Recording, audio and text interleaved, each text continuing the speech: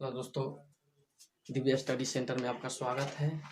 आज third part economics का video बना रहे हैं हम लोग। उम्मीद है कि इस वीडियो को शुरू से अंत तक देखें।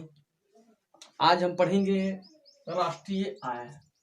आखिर राष्ट्रीय आय होता क्या है, इसके बारे में जानकारी लेंगे। पिछला वीडियो में हम लोग क्षेत्र के बारे में जाने, अर्थव्यवस्था के और नियंत्रण के आधार पर कितना भागों में बांटा गया है उसके बारे में जानकारी लिए।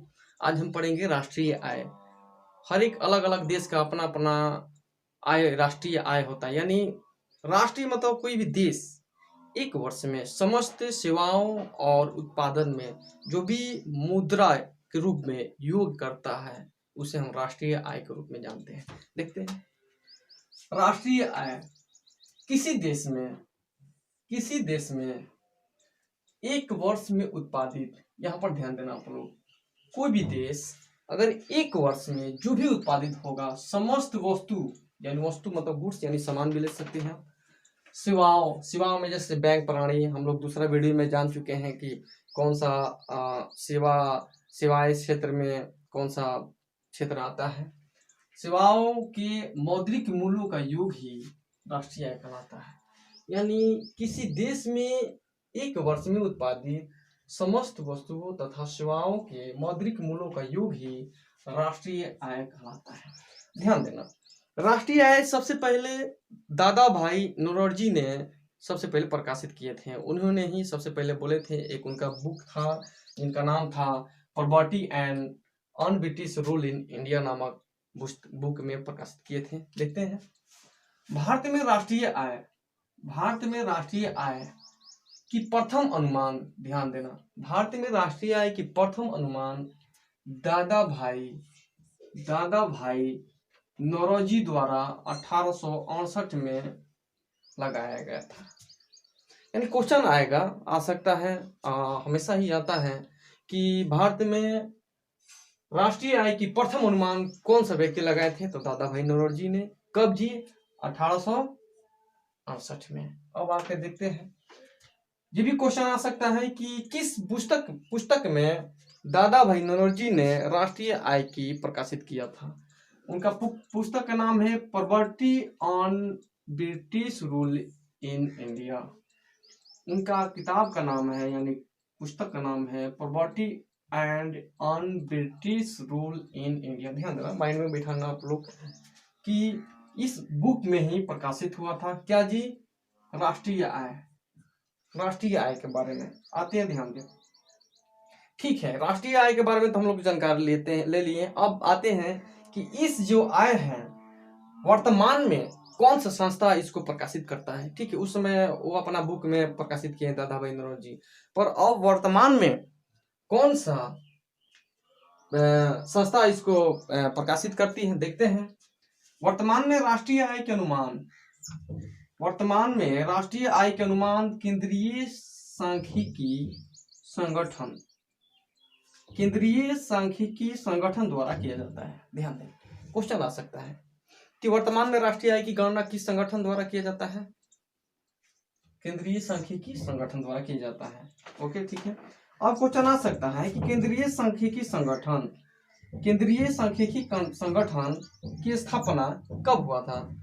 केंद्रीय सांख्यिकी संगठन की स्थापना मई 1951 में हुआ था। यानी केंद्रीय सांख्यिकी संगठन की स्थापना मई 1951 में हुआ था। अब देखते हैं जीडीपी।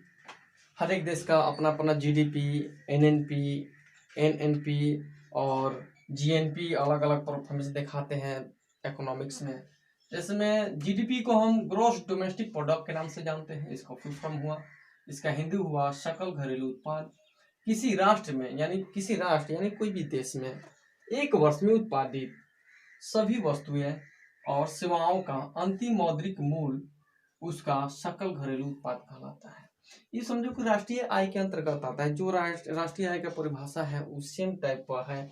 यानी किसी राष्ट्र द्वारा एक वर्ष में उत्पादित सभी वस्तु और सेवाओं का अंतिम मौद्रिक मूल्य, यानी एक वर्ष में जो भी सेवा से पैसा आ रहा है और वस्तु से पैसा आ रहा है उसका जो मूल्य होगा उसको हम राष्ट्रीय यानी सकल घरेलू उत्पाद के नाम से जानते हैं। अब देखते हैं एनडीपी। एनडीपी का फुल फॉर्म होता है नेट डोमेस्टिक प्रोडक्ट।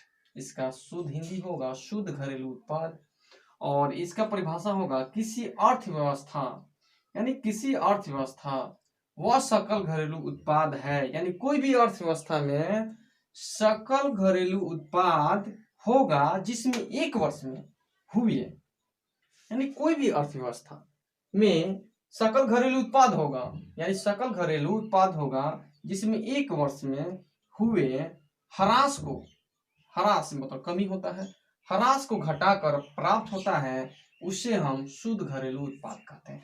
यानी सकल घरेलू उत्पाद में हम एक वर्ष में जो भी उत्पादन होता है उसको जो भी ह्रास यानी कमी महसूस होगा उसको घटा देते हैं तो शुद्ध घरेलू उत्पाद निकल जाता है। जैसे एनडीपी बराबर होता है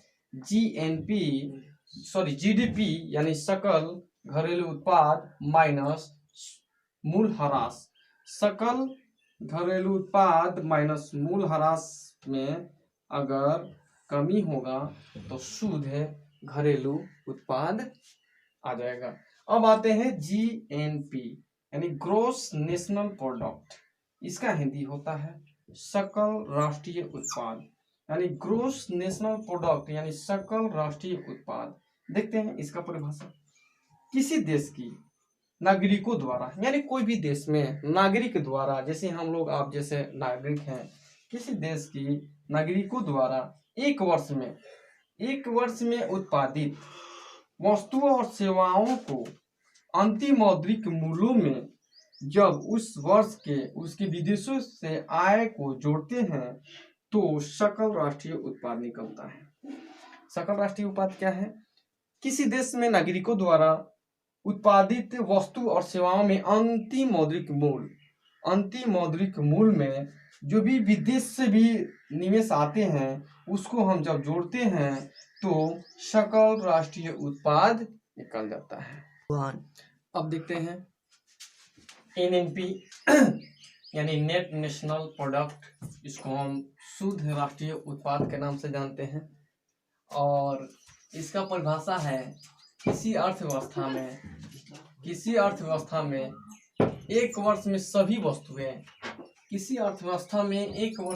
वस्तुएं और सेवाओं के अंतिम मौद्रिक मूल्य में विदेशों को आय को जोड़कर और मूल ह्रास को घटा दिया जाता है तो शुद्ध राष्ट्रीय उत्पाद निकल जाता है। यानी किसी भी अर्थव्यवस्था में एक वर्ष में सभी वस्तुओं और सेवाओं के मौद्रिक मूल्य में विदेशों से जो भी आय आ रहा है उसको मूल ह्रास को हटाकर और घटा दिया जाता है, उसे शुद्ध राष्ट्रीय उत्पाद कहते हैं। और इसका एक सूत्र भी है, फार्मूला भी है, जीडीपी प्लस विदेशों से आय माइनस मूल ह्रास बराबर जीएनपी माइनस मूल ह्रास। ठीक है दोस्तों, आज का वीडियो समाप्त होता है। नेक्स्ट वीडियो के लिए आप लाइक शेयर एंड कमेंट कीजिए।